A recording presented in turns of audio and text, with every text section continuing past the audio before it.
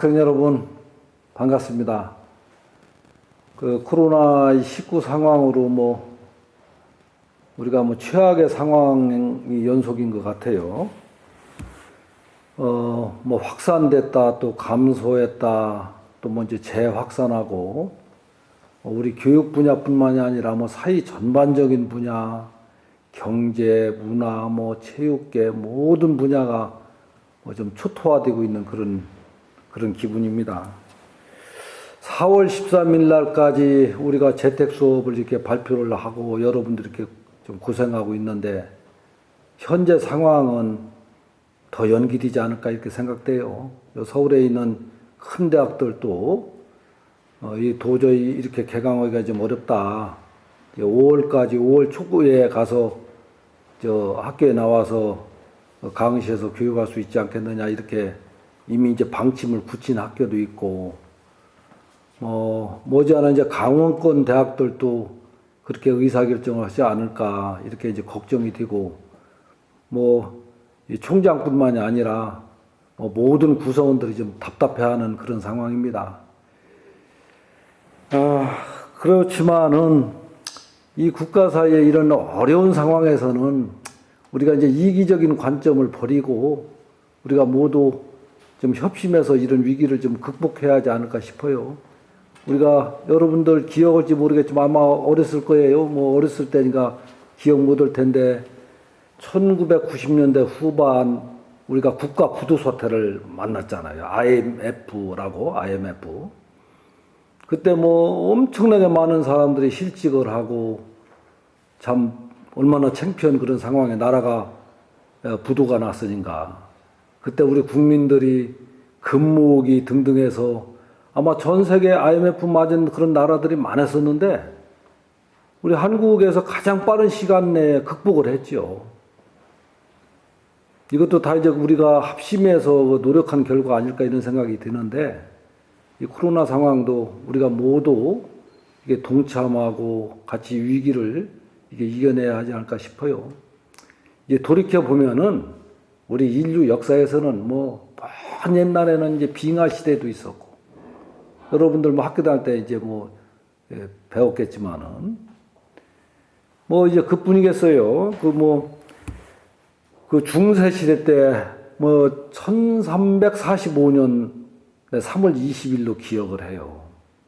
그 유럽에서 그 벼룩이 쥐에 옮기고 그 쥐가 이렇게 이제 그 패스트라는 전염병을 옮겨서 유럽 인구가 30% 50% 이렇게 절단 났잖아요. 한 3년에 걸쳐서 그렇게 휩쓸었잖아요. 그러니까 700년 전에요. 700년 전. 그 이후에 수많은 전쟁, 또 기아, 질병, 이 모든 위기를 인간의 지혜로서, 의지로서 우리가 극복해 왔잖아요. 이 코로나 사태도 우리가 결국은 이겨낼 걸로 저는 믿습니다. 아마 많은 저명한 학자들이 이제 9월 아니면 10월, 가을 정도는 백신 또 치료약을 개발해서 나오지 않을까 이렇게 이제 전망을 하고 있는데, 우리 학생 여러분들 집에서 이렇게 온라인 수업 보는 거 얼마나 답답하고 힘들겠어요. 이런저런 마음속에서 이 스트레스 팍팍 쌓이고 그럴 거예요. 이겨냅시다. 이겨내고 우리 학교에서도 늘상 이것을 여러분들 못지않게 총장이 저뿐만이 아니라 우리 직원 또 교수님들 모두가 여러분들한테 더 좋은 교육적인 서비스 하려고 좀 애를 쓰고 있는데 아마 여러분들이 그래도 그냥 집에서 갇혀서 이렇게 많은 부분이 부족하죠. 온라인 수업 이제 금년 처음 전격적으로 우리 대한민국의 모든 대학들이 이렇게 하다 보니까 어떻게 완벽하게 준비를 했겠어요. 시행하다 보면 많이 부족하고 짜증날 거예요.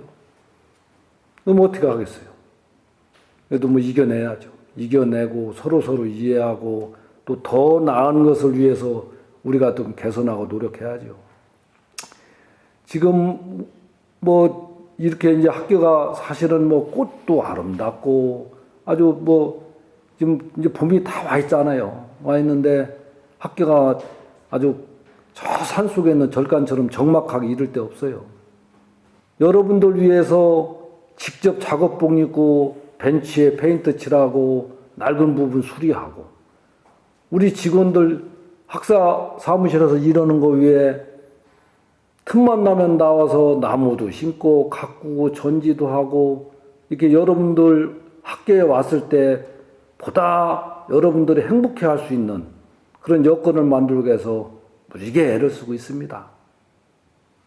여러분들 나중에 와보시면 알겠지만 지난 겨울 내내 우리 도서관도 이 공간이 도서관인데 도서관도 싹 리모델링 했고 또 뭐 여러분들 그 버스 정류장에 그렇게 길게 줄 서 있는데 지금 아주 멋있게 아주 여러분들 그런 그 버스 정류장 그 좀 쉼터를 좀 마련했어요.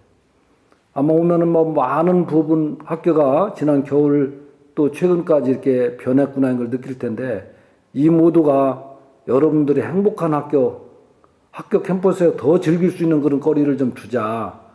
이게 모든 우리들의 어떤 노력이고 염원이죠. 그래서 이 힘든 상황 여러분들 희망을 가지고 이겨냅시다. 이겨내고 뭐 4월 중순이 됐든 하순이 됐든 5월 추순이 됐든 여러분들이 학교에 왔을 때 더 행복하고 더 밝고 또 신나서 우리 만나고 또 대학생활을 또 시작해 봅시다. 이게 이제 지면 이 유튜브로 이제 여러분들 처음 뵙게 되는데 정말 이제 우리가 뭐 시간은 그냥 흘러가는 거예요. 다시 한번 뭐 돌릴 수도 없는 겁니다. 여러분들 대학 입학하자마자 입학식도 못하고 선후배가 만나는 오리엔테이션이라든가 뭐 매년 해오던 그런 재밌는 어떤 프로그램도 진행을 못했잖아요. 여러분들도 답답하지만은 아마 학교에 있는 분들도 굉장히 그런 걸 아쉬워해요. 그래서 이 지면으로 통해서 우선 총장으로서 여러분들한테 우리 학교에 대해서 잠시 좀 소개 좀 할까 해요. 엊그제 4월 1일 날 우리 학교가 개교 81주년을 맞이했어요. 작년도 개교 80주년 때는 타임캡슐도 묻고 이런저런 좀 행사를 했더랬어요. 올해 이제 또 1년 지나서 81주년이 됐는데 돌이켜보면은 1939년 4월 1일 날 그러니까 1939년 하면은 여러분들 아마 그 중학교 고등학교 다닐 때 배운 아마 태평양 전쟁이 이제 한참 진행 중일 때일 거예요. 그 태평양 전쟁 와중에 일본 제국주의가 전쟁터에서 좀 그 많은 부상병들을 치료할 수 있고 간호할 수 있는 간호사를 양성하기 위해서 강원 도립 춘천병원 부속 간호부 양성소라는 대학을 만든 거예요. 그게 우리 학교 전신입니다. 1939년 시작해서 어언 81년째가 되는 학교예요. 그러다가 1983년 현 학교법인 일송학원에서 이제 학교 설립자를 변경해서 인수하게 돼요.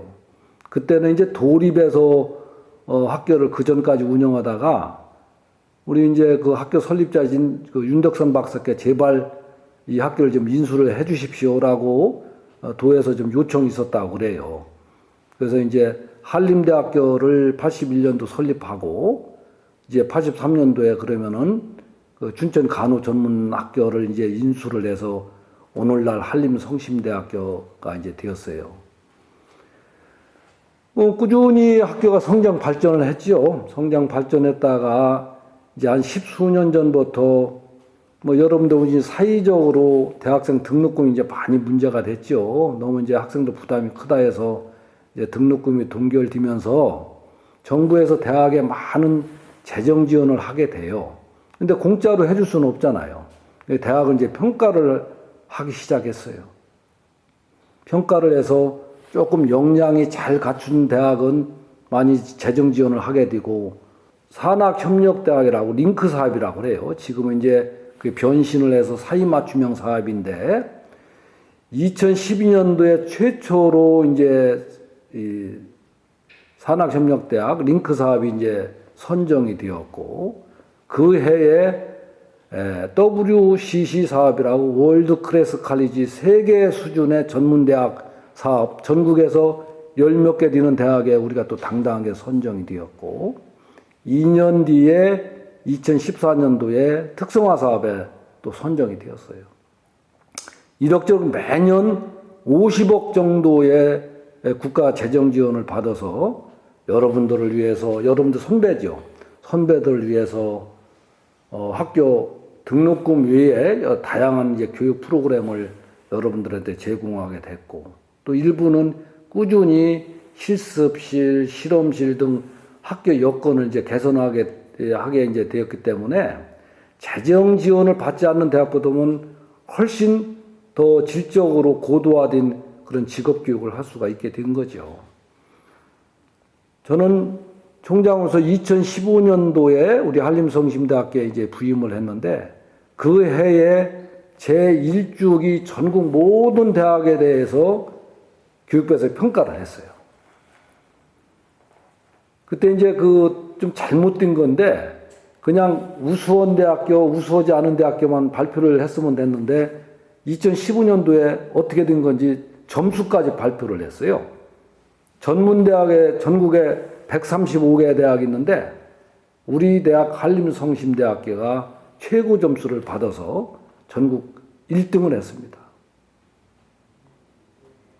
깜짝 놀랐죠. 아마 진짜 1등의 실력을 가졌을까? 모든 것은 또 운도 따랐을 거예요. 운도 따랐는데, 어쨌든, 정부에서, 일제히 평가하는데 최상위권 대학으로 우리가 평가를 받은 거죠.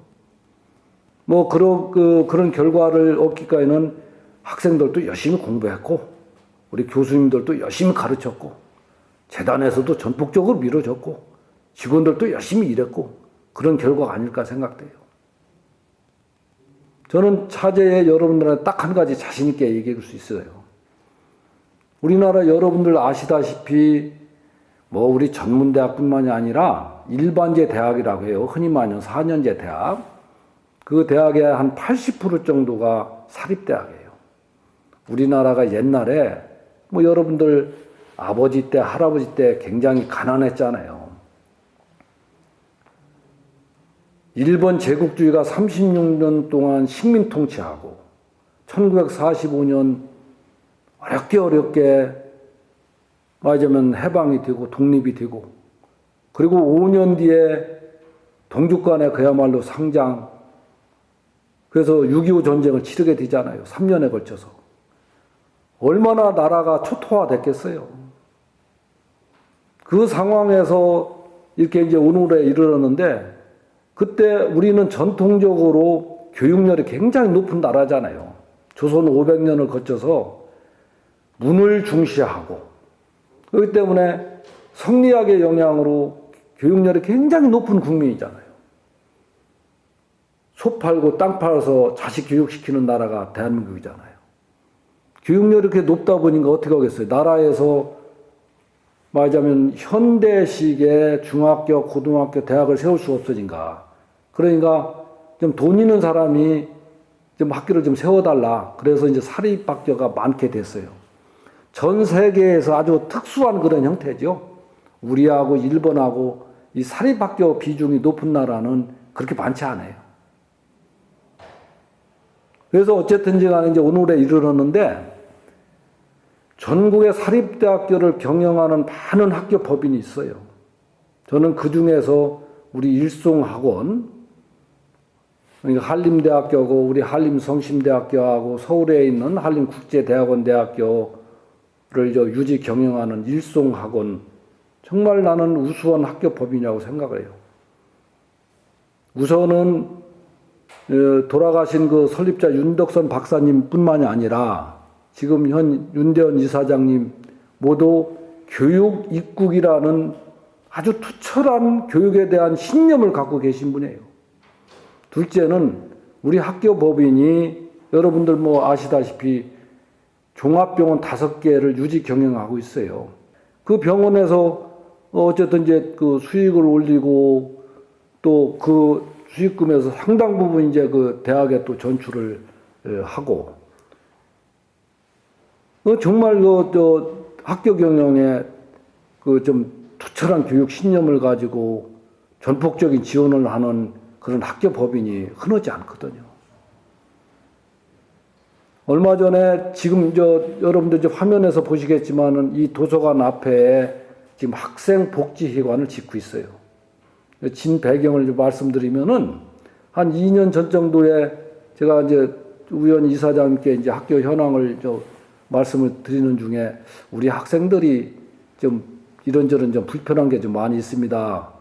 그랬더니 그 뭐가 불편하냐. 그래서 학생 좀 복지회관 같은 게 좀 없어서 좀 불편해 합니다. 했더니 그런데 이제 학생 수가 지금 줄어들고 대학 재정이 어려워서 굉장히 좀 그런 투자를 하기가 좀 학교 그 등록금 가지고 투자하기가 좀 어려운 형편입니다.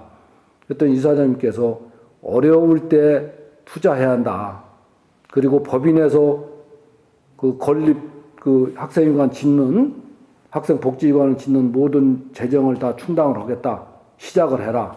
그래서 작년도부터 이게 이제 건축을 시작을 했어요. 아마 올 가을이면 이제 그 완공이 되지 않을까 싶어요. 그런 신념, 교육에 대한 남다른 신념과 실천을 하고 있는 학교 법인이다. 저는 그렇게 생각을 해요. 2015년도에 우리가 전국에서 구주교육 평가에서 1위한 것이 그저 나온 결과는 아니라고 생각을 해요. 이제는 이제 뭐 우리 교수님들이 여러분들 열심히 가르치고 여러분들도 열심히 공부해서 여러분들이 사회에 나가서 그런 좋은 평가를 받고 정말 한림성심대학교 출신들은 뭔가 달라도 다르다. 이걸로 이제 그 최고라는 것을 입증하는 수밖에 없다라고 생각을 해요.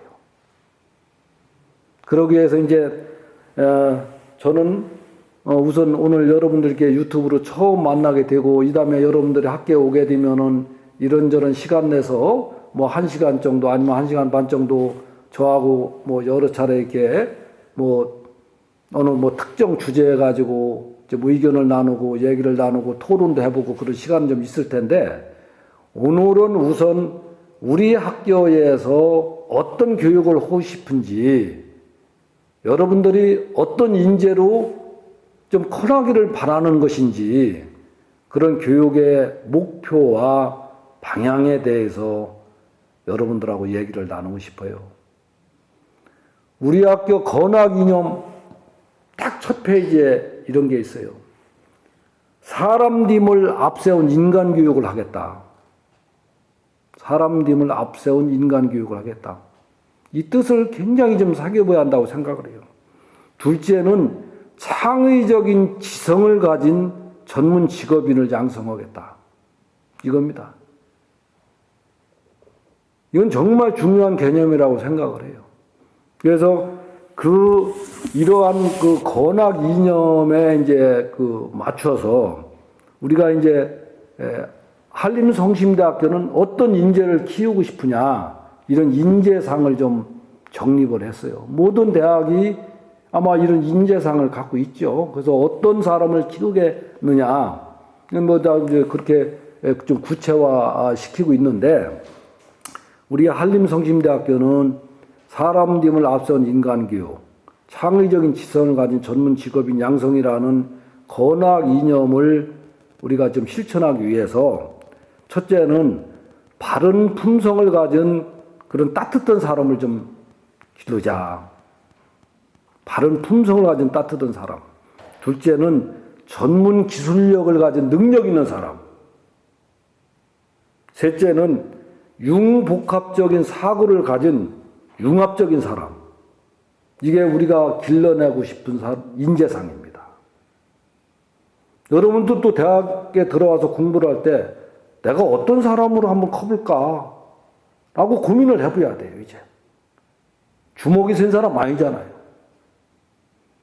남들한테 지탄을 받고 성격이 왜곡되고 남들하고 어울리지 못하는 사람 되고 싶습니까? 아닙니다.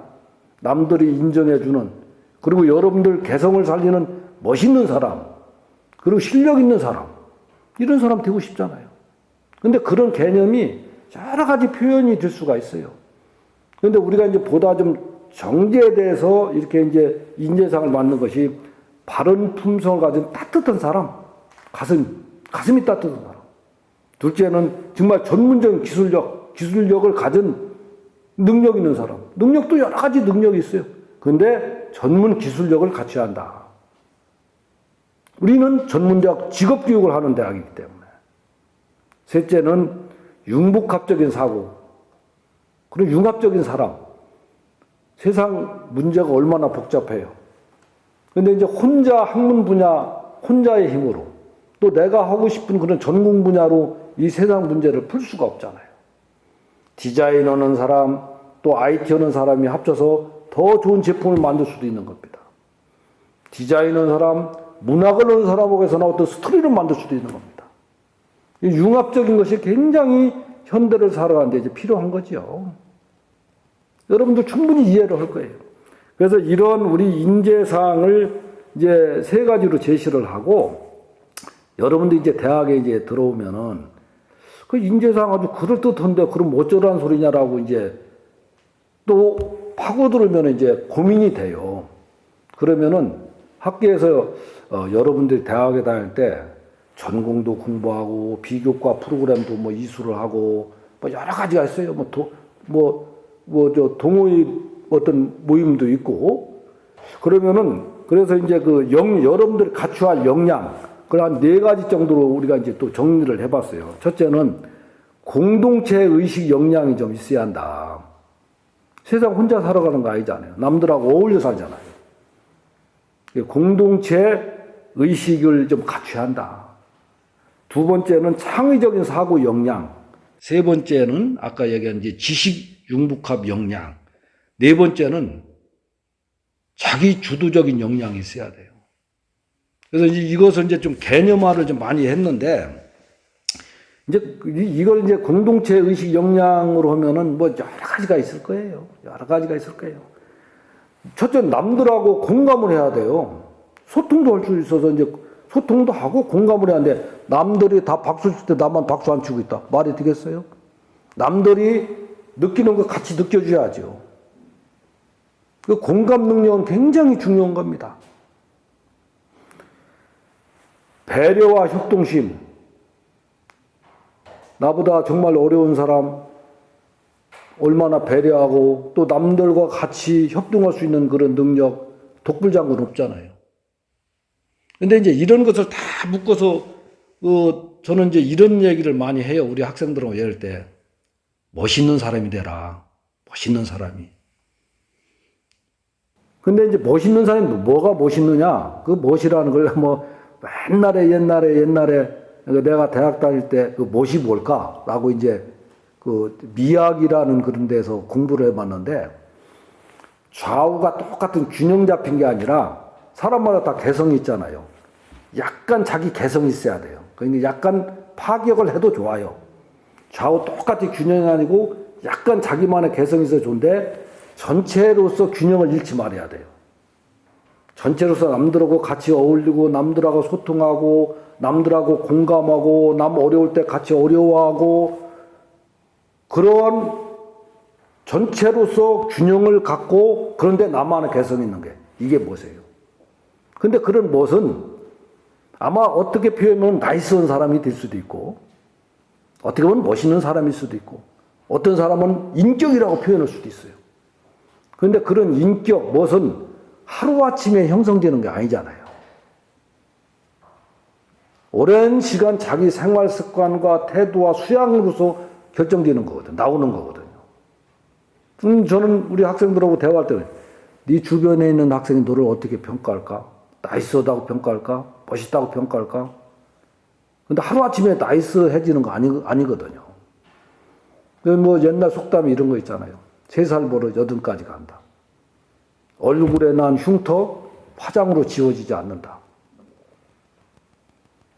대학교 다닐 때 내 동료, 내 같은 전공에 있는 학생들이 나를 멋있다라고 안 보는데 사회에 나가서는 갑자기 멋있다라고 보겠어요? 안 그래요. 대학교 다닐 때 늘상 내 스스로 멋있고 나이스한 사람 그렇게 평가받도록 그게 공감과 공동체 의식이라고 저는 생각을 해요. 길 가다가 담배꽁초 딱 버리고 커피 먹다가 커피잔 일회용컵 아무데 끝밭에 던지고 침 탁탁 뱉고 뒤에 오는 사람이 그 사람 그 행동을 보면서 나이스하다고 볼까요? 안 그렇지요. 한 번 정도 우리가 사람과 사람이 어울려가면서 나는 어떤 태도를 가지고 살아갈까, 이게 공동체 의식이에요. 한마디로 하면. 어느 길 가다가 어려운 할머니가 있고 짐을 가고 있는데 내가 들어주는, 못 본 채 할 수도 있고. 여러분들은 어떤 길을 갈 것이냐. 그게 공동체 의식이다라는 게 보는 거고. 두 번째는 이제 창의적인 사고와 역량이에요. 창의적인 사고와 역량인데, 한 50년 전에 산업화 시대는 기계가 돌아가고 단순 반복적인 업무를 하고 단순 반복적인 업무를 누가 잘하느냐? 그럼 능력 있는 사람이에요. 그럴 때는 굳이 창의적인 사고가 필요 없을 수도 있어요. 그런데 지금은 세상이 너무 복잡해졌잖아요. 옛날 허던식 재탕에서 먹고 사는 세상이 아니거든. 늘상 새로운 아이디어. 새로운 아이디어가 결국은 경쟁입니다. 그게 창의적인 사고인 거예요. 여러분들 대학생활 할 때 늘상 아침에 자고 늘상 새로운 것을 한번 좀 생각해보고 실천해보고 도전해보고. 우리 학교에 이제 그 캡스톤 디자인하고 종합 설계 작품전을 해요. 여러분들 어느 전공 불문하고 그런 데에서 자꾸 여러분들 생각을 갖다가 새로운 아이디어를 한번 짜내고 실천해 보세요. 결국은 여러분들이 나중에 취업을 하잖아요. 직장 생활할 때 저놈은 시키는 것만 잘해. 아니면은 저놈은 정말 늘상 새로운 어떤 아이디어가 있어. 여러분들이 어느 기업에 가든 아니면 공공 분야에 가든 여러분들 같이 근무하는 상사가 여러분들한테 바라는 게 뭘까요? 시키는 것만 잘하는 거? 그걸 뛰어넘어서 여러분들 아이디어를 원할 거예요. 그게 창의적인 사고입니다. 능동적으로 하고 확산적으로 생각하고 어느 문제를 제시로 하면 그걸 어떤 아이디어를 내서 해결하는 그런 능력. 그것을 여러분들이 대학교 다닐 때 키워야 합니다. 세 번째는 지식 융복합 역량이에요. 이거 아까 제가 간단하게 얘기를 했지만은 이제 세상이 하도 복잡해서 내 전공 분야만 가지고는 그 문제를 해결할 수가 있고 좋은 제품을 만들 수가 없는 거예요. 나하고 다른 분야에 있는 사람 또 제3의 분야에 있는 사람이 모여가지고 같이 작품을 만들면 완벽한 작품이 나오는 거죠. 컴퓨터 잘하는 사람, 어떤 스토리를 잘 만드는 역사를 전공한 사람, 디자인을 잘하는 사람, 미술을 한 사람, 색상 감각이 있는 사람 다 모여서 작품을 만들 때 만족도가 최상인 작품을 만드는 거 아니겠어요? 아마 사람을 고치는 것도 내가 병을 앓고 있다. 수술 잘하는 사람뿐만이 아니라 내과, 외과 모든 사람에서 이 사람 건강을 종합적으로 진단하고 거기에 처방을 내는 것이 제일 최고의 처방전이 될 거예요. 그게 지식 융복합입니다. 여러분들이 사는 세상은 옛날에 단순하고 올 때는 네 거 내 거 해가지고 그냥 저기 하면 그 단순할 때는지만은 지금은 이제 그런 세상이 아닙니다. 이제 종합적인 사고 능력. 그래서 이제 협업이라는 게 필요한 거예요. 그 지식 융복합 역량이 정말 이제 필요한 그런 시대다. 마지막으로 자기 이제 주도적인 역량이 이제 필요한 거예요. 여러분들 자기 주도적인 역량이 뭘까요? 남한테 의지하지 말고 자기 의지로 모든 것을 해결해야 돼요. 그러기 위해서는 첫째, 여러분들은 일에 대해서 열정이 있어야 돼요. 하기 싫은 사람 억지로 어떻게 하겠어요? 응? 내가 하고자 하는 의지와 열정이 있어야 하는데 거기서 또 자기 만족을 느껴야 돼요. 그러나 여러분들하고 많은 시간 이게 그 대화를 하면은 그 1만 시간의 법칙을 얘기를 많이 해요. 1만 시간의 법칙. 1만 시간의 법칙이 뭐냐면은 여러분들 그 학교 다닐 때, 고등학교 다닐 때 그 선생님한테 그런 얘기를 들었을 거예요. 10,000시간만 하고자 하는 일에 투자해봐라. 그럼 최고가 된다.